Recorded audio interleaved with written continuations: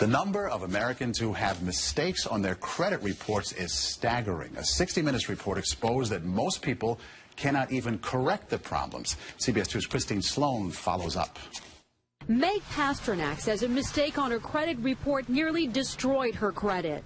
We had to present so much documentation to say this wasn't ours, and then we still had to pay something to get rid of it. Pasternak says it took months to resolve the problem. You feel kind of helpless because they got you under the gun if you need to get a new car or a house or for anything. Pasternak is not alone in her frustration. A new government study finds up to 40 million Americans have mistakes on their credit reports. But an investigation by Steve Croft on 60 Minutes finds most people get nowhere trying to correct an error. Ohio's Attorney General tells Croft that is a clear violation of a federal law. The federal law says that if you believe that there is a mistake, you can go to them and they have an obligation to do a reasonable investigation.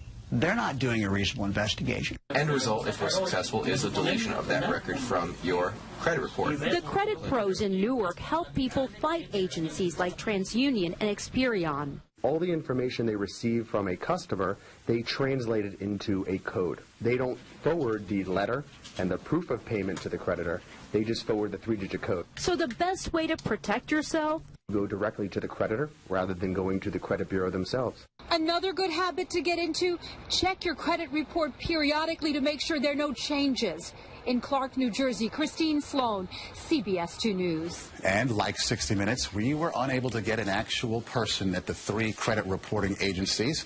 60 Minutes was referred to the spokesperson for the agencies, who provided a statement citing an industry-sponsored survey that showed 95